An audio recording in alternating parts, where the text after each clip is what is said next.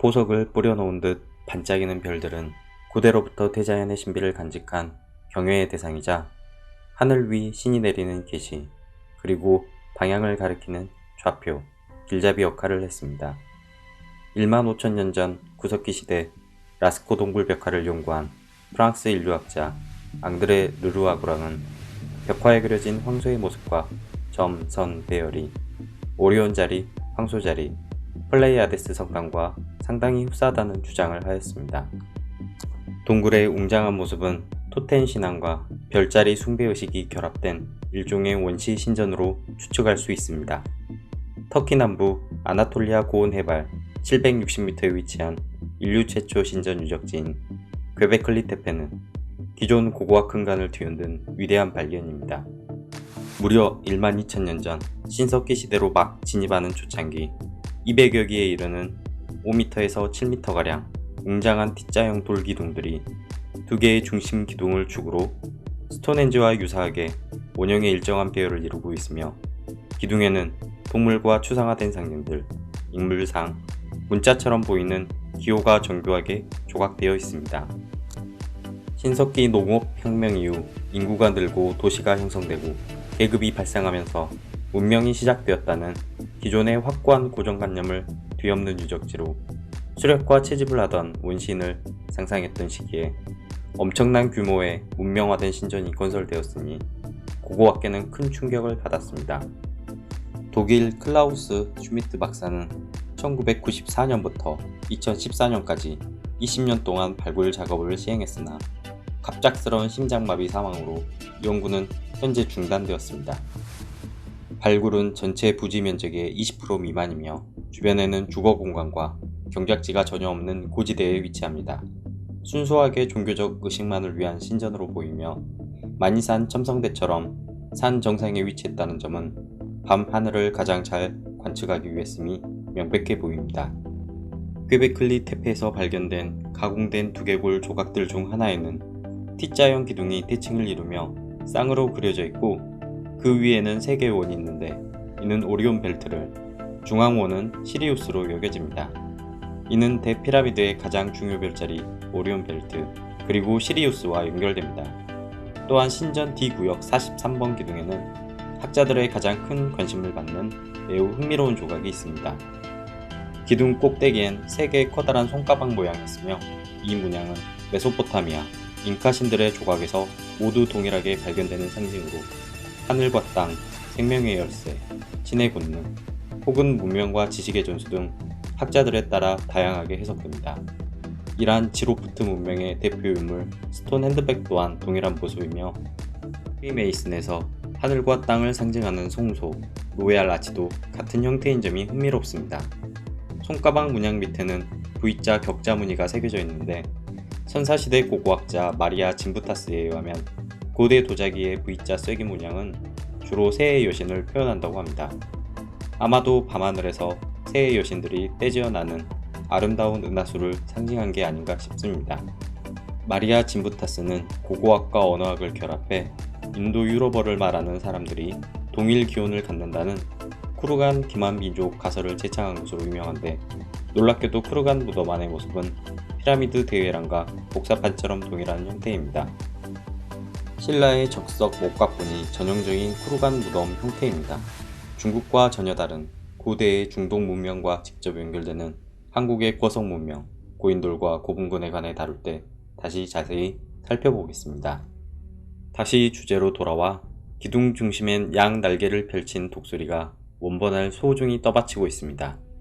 이에 대해 두 가지 상반된 견해가 있는데 만약 원이 북극성이라면 독수리는 현대의 백조 자리를, 정갈은 정갈 자리를 형상화했다는 의견입니다. 다른 관점은 만약 원이 태양이라면 독수리는 현대의 궁수 자리를, 날개의 방향 쭉 뻗은 다리, 구불한 뱀은 태양이 지나가는 길, 바로 황도와 관련된 별자리를 나타낸 것이라 추측합니다.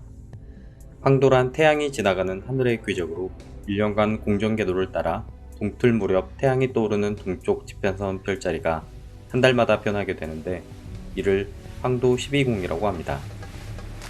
점성술과 별자리 운수에 많이 사용되어 매우 친숙한 개념으로 생일에 속하는 해당 별자리가 당사자의 성격과 운세에 영향을 끼친다 믿어지기도 합니다. 예를 들면 4월 새벽 일출 직전 우리는 동쪽에서 물고기 자리를 볼 수 있으며 등 뒤 반대편 서쪽 하늘을 바라보면 처녀 자리가 위치하게 됩니다. 는 23.5도로 기울어져 회전하는데 이를 황도경사라 칭하며 23.5도의 지축 기울기 덕분에 사계절이 만들어집니다. 태양이 떠오르는 위치는 1년마다 황도 12궁을 따라 적도를 중심으로 북쪽, 남쪽으로 오르락내리락 이동하며 적경, 적이, 환경, 황희가 모두 0도인 춘분점이 천체 위치를 나타내는 데 사용하는 적도 좌표계의 기준점이 됩니다. 즉, 푸른색 적도선을 따라 노란색 황도 이동선을 바탕으로 한 별자리 지도를 만들면 그림과 같습니다. 그리고 이를 형상화한 것이 우리의 태국 문양입니다.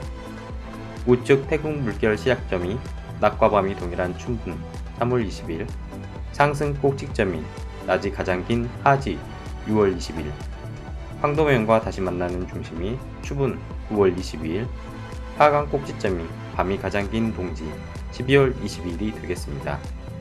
그리고 북극을 수직으로 쭉 연장하면 거대한 별자리 원운동의 중심점이 되는데 이것이 바로 북극성입니다. 북반구에서 장도출 촬영한 하늘의 모습은 북극성을 중심으로 아름다운 온들의 빛 축제를 보입니다. 북극성은 하늘의 중심점이기 때문에 위치를 알려주는 나침반으로 동서양 공통된 별자리 신앙의 가장 중요한 테마 중 하나이며 방위에 매우 집착했던 고대 이집트인들은 피라미드 입구를 모두 북극성에 있는 북쪽 방향으로 만들었습니다. 하지만 지구의 자전과 공전은 마치 자이로스코프 팽이가 도는 모습과 동일한 논리로 북극 중심축 또한 원을 그리며 매우 천천히 자리를 바꿉니다. 따라서 북극성 또한 25,920년의 긴 시간을 주기로 원을 그리며 한 바퀴 변화하는데 이를 세차 운동이라고 합니다. 인간 수명에 해당하는 72년간 별자리 위치는 겨우 1도 변화하므로 웬만해선 그 차이를 알아차리기 어렵습니다. 피라미드가 만들어지던 5,000년 전의 북극성은 용자리 알파별 투반이었지만 현재는 세차 운동으로 북극성 위치가 바뀌어 작은 곰자리 꼬리베타별 폴라리스입니다. 대피라미드 4개의 샤프트 중 왕의 방 북쪽을 향한 32도 경사각 통로가 바로 당시의 북극성 용자리 알파별 투반을 향하고 있습니다. 공식적으로 역사상 세차 운동을 처음 발견한 이는 그리스 히파르코스입니다. 그는 천체 위치를 측정하는 도구 아스트롤라베를 발명해 태양과 달의 운행표를 만들어 일식과 올식을 내보하고 앞선 천문학자 아리스타쿠스가 달의 직경을 측정한 것과 더불어 히파르코스는 삼각법과 사인 함수표를 고안해 달과 지구의 거리를 측정하기도 했습니다. 150년 전 알렉산드리아의 천문학자 티모카리스가 관측한 별자리와 히파르쿠스 본인이 측정한 별자리를 비교해보니 스피카의 환경이 2도 전진했고 춘분점은 황도의 역방향으로 2도 변화된 것을 발견합니다. 이를 춘분점의 프리세션, 세차라 명명했습니다. 하지만 그가 이룩한 위대한 업적의 바탕에는 현재는 소실된 고대 이집트의 비전이 바탕이 되었음이 분명해 보이며 그 증거는 역시 대피라미드 존재입니다. 현재 연구된 세차 운동의 정확한 값은 25,765년 4개월 27일입니다. 하지만 고대인들은 12진법, 60진법, 360도로 나누어 떨어지는 25,920년을 세차 주기로 사용했으며 단지 0.6%의 오차율입니다. 고대인들은 특히 생명이 씨앗이 싹트고 농사가 시작되는 춘분점 때 황도 별자리를 가장 중요시하였는데 황도 12궁은 원의 12분의 1, 즉 30도씩 자리를 차지하므로 별자리는 25,920년 나누기 12, 즉 2160년마다 시계 바늘처럼 차근차근 이동합니다. 2160 숫자를 기억해주세요. 춘분점 황도 별자리가 바뀌는 시기는 종교적, 점성학적으로 대전환기로 여겨집니다. 대표적 예로 예수님이 태어났던 AD 1년이 바로 춘분점 황도가 양자리에서 물고기 자리로 바뀌던 때입니다. 하지만 별자리가 크기가 다르고 그 범위와 경계가 겹치기도 하며 불명확해 점성가들이 말하는 시기 구분은 제각각입니다. 즉 황도 12궁 변화는 과학적으로 딱 떨어지지 않으며 문화적, 종교적 맥락에서 다루어야 합니다. 황도 12궁과 관련 주제를 다룬 책들을 분석한 니콜라스 캠피언의 통계에 따르면 물병자리 시대가 2000년경 이미 도래했다고 주장하는 사람은 29명, 2100년경에 도래한다고 주장하는 사람들은 12명이었습니다. 다수결에 따라 대략적으로 2000년 밀레니엄을 물병자리 시작으로 기준한다면 BC 160년경부터 2000년까지 물고기자리 시대, BC 2320년부터 BC 160년까지는 양자리 시대, BC 2320년부터 BC 4480년까지는 황소자리 시대입니다. 이 기준은 경계가 불분명하지만 전체 역사 흐름으로 볼 땐 중요한 상징성을 갖습니다. 먼저 이집트 선사시대와 고왕국 때 춘분점은 황소자리였고, 태양을 상징하는 다양한 신들 중에 선사시대에 유독 황소 아피스 신과 하토루 여신의 작품이 많은 것은 이 때문입니다. 마찬가지로 수메르 시대 아름다운 황소 조각상들은 최고 신으로 숭배되었습니다. 크레타 문명의 미노타우루스 역시 황소이며, 고대 모헨조다로와 힌두교에서도 소 숭배를 볼 수 있습니다. 대피라미드가 건설되던 BC 2450년경은 황소자리가 끝나가고 양자리 시대를 맞이하기 전으로 쿠프 이름의 뜻은 양으로 묘사되는 태양신 쿠눔신이 보호하는 자입니다. 쿠프 대피라미드 원래 명칭은 아케트 쿠프, 쿠프의 지평선, 학자들은 태양이 뜨고 지는 지평선을 뜻한다 흔히 해석합니다. 이건 저만의 개인적인 생각인데 2000년마다 변화하는 춘분점 황도 12궁의 대전환을 기다리는 지평선이 아니었을지 조심스럽게 추측합니다. 양자리로 바뀐 신왕조에 이르러선 가장 강력한 신으로 아문데가 숭배되는데 신성한 양의 모습으로 묘사됩니다. 구약성서를 보면 양자리 시대 대전환기에 해당하는 모세는 양을 이끄는 목자로 표현되었고, 출애굽기에서 이집트를 탈출해 타락한 백성들이 황금소와 아피스를 숭배하는 모습을 보며 분노하는 모세의 이야기는 이전 황소자리에서 양자리 시대로의 변화를 상징한다 볼 수 있습니다. 그리스 최고의 신 제우스가 어이없게 순양으로 묘사되는 것도 볼 수 있습니다. 예수 그리스도는 물고기 자리 시대를 연 메시아로 믿어집니다. 예수를 뜻하는 수많은 상징들이 물고기로 그려지는데, 신약 성서에서 예수의 핵심 제자들은 어부였으며 2마리 물고기와 5덩이의 빵에 관한 기적 이야기도 있습니다. 초기 기독교인들은 스스로를 작은 물고기들이라고 칭했고, 예수를 칭하는 비밀암으로 물고기를 뜻하는 익투스로 발음했습니다. 물고기 모양 베시카 피시스는 여성의 생식기 형태로도 볼 수 있는데 성처녀 마리아에서 태어난 예수를 표현한다고 생각되며, 흥미롭게도 물고기 자리와 마주보고 있는 것이 처녀 자리입니다. 베시카 피시스 상징을 차용한 현대의 최고 명품 브랜드 샤넬, 구찌, 까르띠에의 성공을 보면 로고의 기운이 참 좋은 것 같습니다. 양자리가 끝나고 물고기 자리가 시작되면서 최고위치를 자랑하던 양은 추락해 서양에선 악마로 강등당하는 수모를 겪습니다. 물고기 상징은 우리나라 절에서도 쉽게 찾아볼 수 있으며, 추녀 끝에 매달려 청아한 소리를 내는 풍경 물고기 장식이 바로 그것입니다. 프랑스 혁명기의 수사학자 샤를 프랑스와 튜피에 따르면 이집트 신화는 본질적으로 별자리 움직임을 재구성한 것이며, 기독교는 다양한 고대 신화가 융합, 짜집기 되어 만들어졌다는 파격적 그리스도 신화 이론을 주장하기도 했습니다.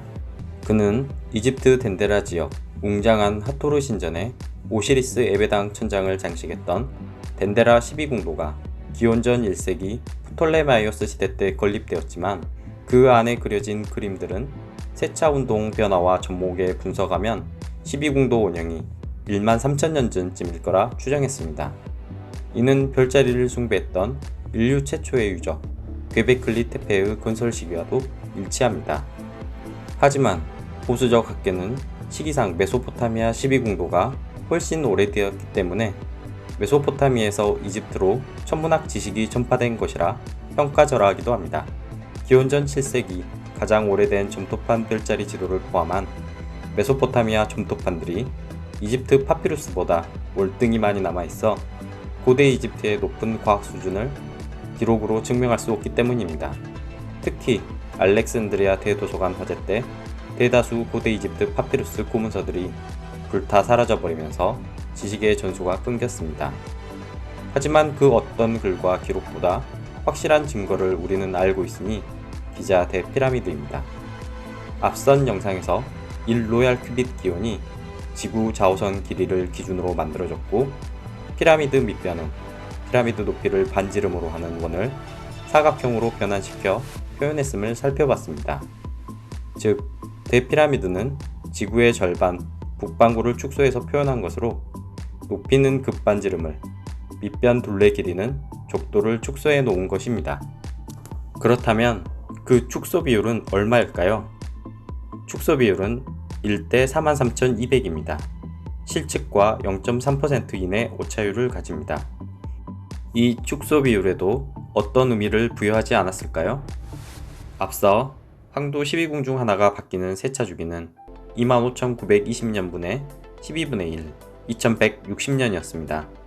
그리고 황도 12궁 중 별자리 2개가 바뀌는 세차운동 60도에 해당하는 값이 바로 4320년입니다.